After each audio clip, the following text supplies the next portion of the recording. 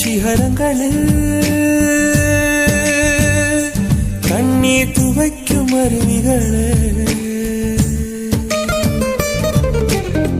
இயற்கை தாயின் மடியை பிரிந்து எப்படி வாழ இதயம் தொலைந்து சலித்து போனேன் மனிதனாயிருந்து.